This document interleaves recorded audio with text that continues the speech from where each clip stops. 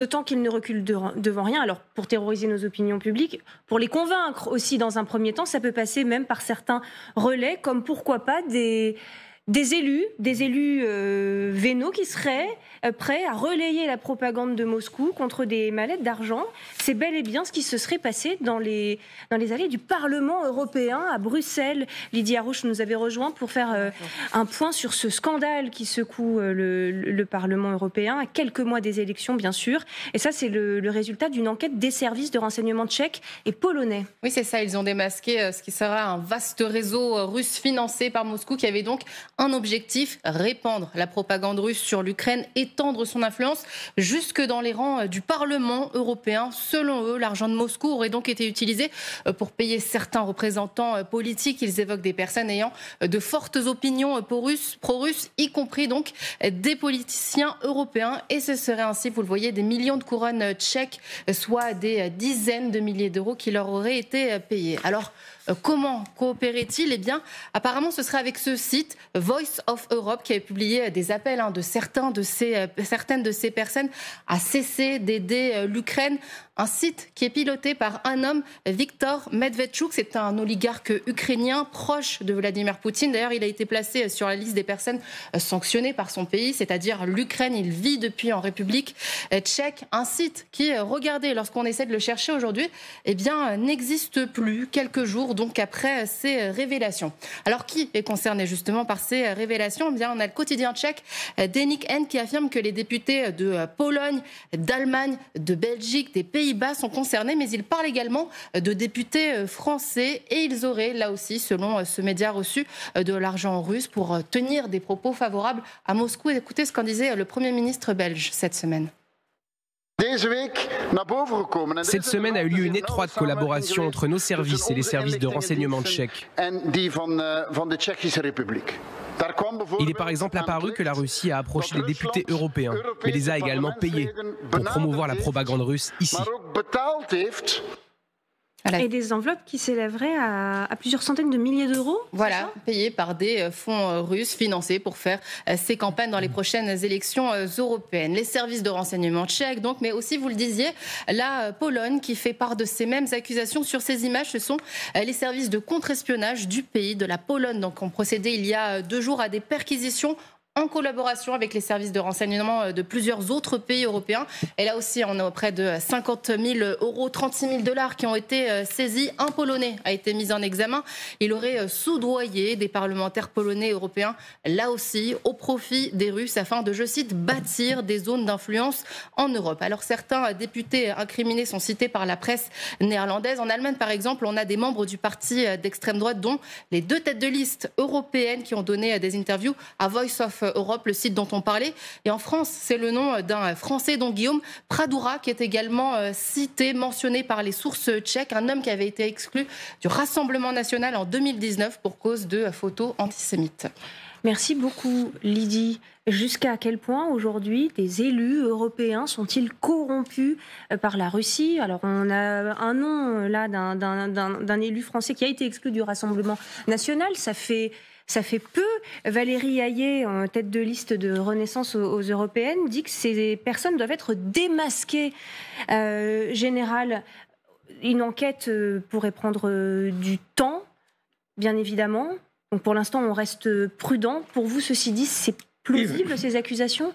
Disons qu'on est encore bien plus sensible à ces affaires d'espionnage dans le contexte actuel de la guerre en Ukraine et puis aussi de la guerre au Moyen-Orient, enfin de ce désordre mondial qui a été initié par notamment la guerre en Ukraine en février 2022.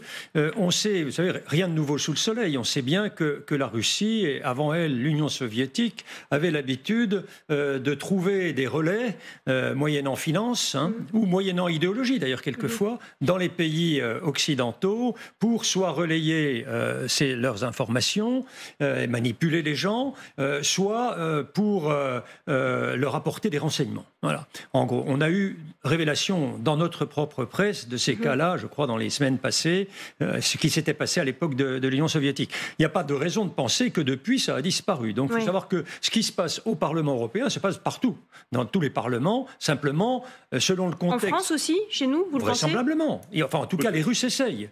Qu'ils essayent, enfin, oui, je parle sous votre contrôle, mais il n'y a aucun doute que les Russes essayent. Et ils ont déjà des relais naturels qui se sont révélés un petit peu avant, je ne cite pas de nom. Donc ça se produit partout. Simplement, en ce moment, pourquoi on met l'accent sur le Parlement européen ? C'est parce que justement, l'Union européenne a réussi très vite à s'unir pour décider un train de sanctions, même 12 trains de sanctions contre la Russie. Les débats jusqu'à maintenant qui se sont passés à Bruxelles au sein du Parlement européen étaient très défavorables à la Russie, très très virulents, même plus que ce qui se passait dans le Conseil européen. Donc voilà pourquoi on va essayer de prendre pied au sein de ce Parlement pour apporter des informations qui arrangent Moscou. Cyril Gélicter, on sait que par idéologie, par vision du monde, certains partis politiques, Rassemblement national, LFI, sont plutôt considérés comme pro-russes, veulent la paix avec la Russie.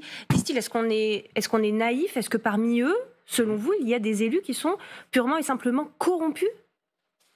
Écoutez, ce serait possible en théorie, ensuite je n'ai aucune preuve, mais il faut faire attention sur un point.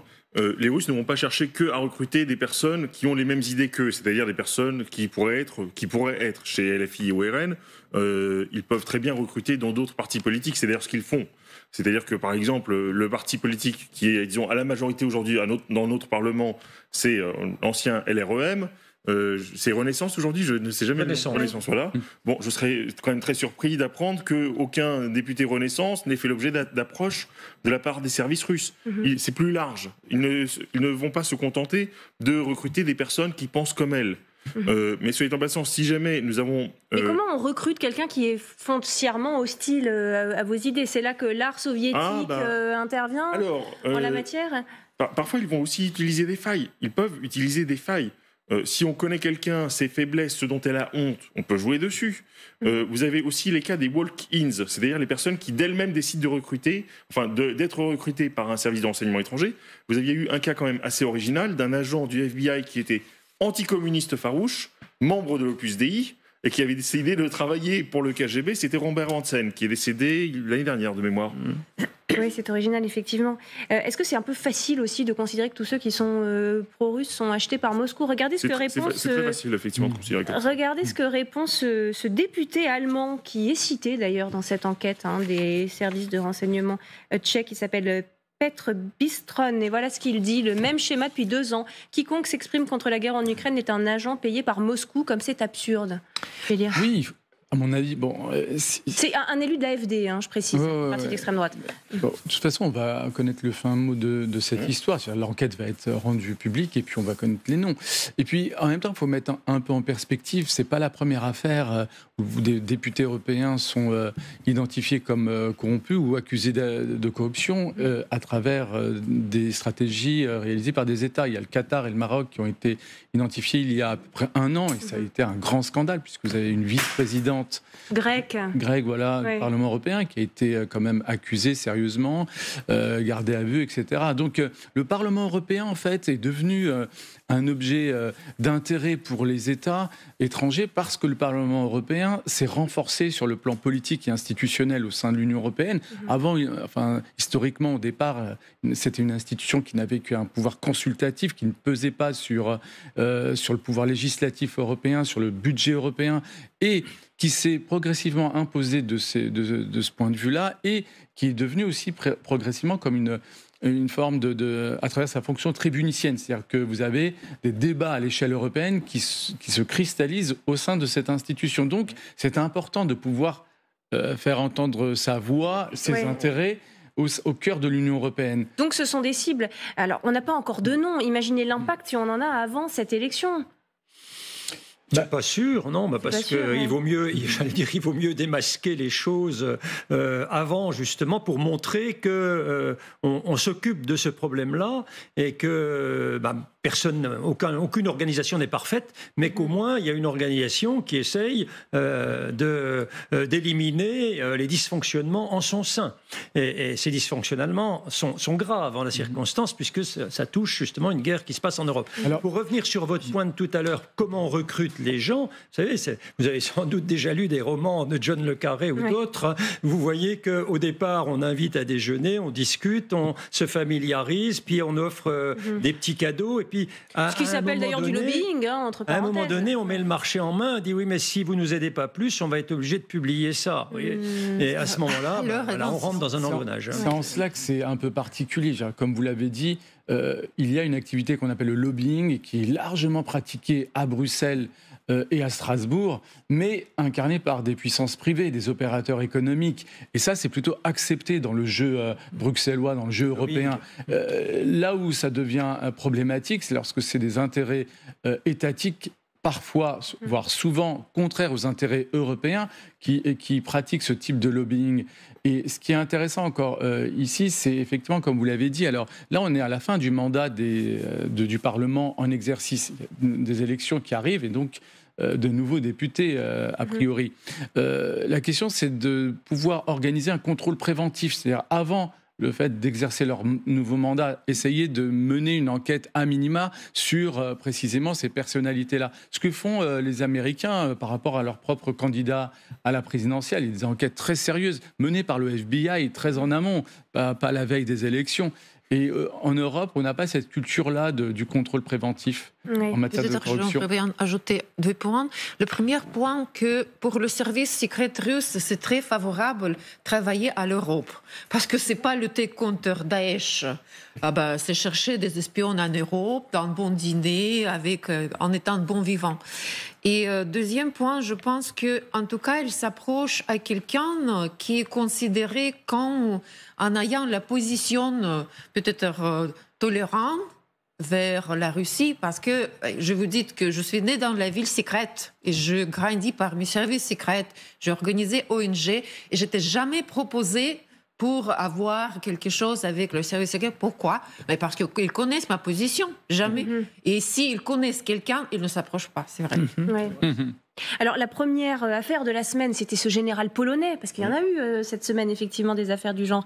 Lui, c'était le commandant de l'Eurocorps, le corps d'armée européen. Il a été rappelé et démis de ses fonctions avec effet immédiat, limogeage qui fait suite à une enquête du contre-espionnage militaire. Il avait été général en charge de la formation des soldats ukrainiens. Quand on imagine, si jamais effectivement il travaille pour les Russes, qu'il a pu livrer comme information, ça fait froid dans le dos. Oui, effectivement. Bon, je ne sais pas exactement le niveau d'information qu'il a pu transmettre sur les soldats ukrainiens, mais c'est quand même très gênant d'avoir quelqu'un qui atteint ce niveau de responsabilité sans avoir été démasqué avant. Mais c'est surtout incroyablement surprenant. Un général polonais, on reste quand même... Ça vous étonne ? Pardon ? Ça vous étonne pas, vous ? Non. Nous avons découvert à travers les archives Mitrokhin, à la grande surprise, que vous aviez un général de l'armée israélienne qui avait été une tombe du KGB. Alors autant vous dire la stupéfaction. Non, parfois ils vont viser des personnes qui vont ensuite atteindre un très haut niveau. Comme je l'aime le rappeler tout le temps, une des plus grandes taupes que les Russes avaient en France, déjà c'était à l'époque de Napoléon, s'appelait Talleyrand. Oui, effectivement, vu comme ça. Beaucoup de râteliers. Oui, c'est vrai. Ouais. Donc, on imagine les informations qui ont pu être délivrées par ce général. Oui, certainement, mais je dis, ça dépend. Enfin, j'ai pas vérifié l'ensemble des postes qu'il avait occupés avant, si vous voulez, mais s'il a été au cœur du système, conseiller d'un ministre dans son pays ou au sein de l'état-major général polonais, effectivement, il a dû transmettre pas mal d'informations. Désobligeante, entre guillemets, pour la Pologne. Et donc, il faut les débusquer, ces gens-là. Alors, c'est encore plus grave quand il s'agit d'un militaire, effectivement, que quand il s'agit d'un civil, encore que les civils de très haut rang aussi, évidemment, sont dans des niveaux de décision qui intéressent tout à fait. On avait vu d'ailleurs dans la relation qui a été faite le cas d'un journaliste français à l'époque de la guerre froide, qui approchait régulièrement les présidents français et qui était lui aussi un peu appointé par Moscou. Oui. On peut s'interroger, à contrario, sur nos capacités à pouvoir espionner. des membres de la Douma et savoir où oui, mais en même temps, c'est important du point de vue des capacités pour n'importe quelle puissance. Alors, je ne parle pas que de la France, puisqu'on parle des Occidentaux en général. Où en est-on dans cette capacité à pouvoir, retourner, intégrer dans son dispositif d'espionnage des membres élus de la Douma? Oui, et on entendait beaucoup dire au début de la guerre que les Américains avaient quelqu'un de très haut placé d'ailleurs au Kremlin. Oui, mais c'est le genre d'informations qui sont des sources de déstabilisation. Les Russes sont considérés par des Russes comme moins intelligents, les gens du monde. Je sais pas. Allez, en tout cas,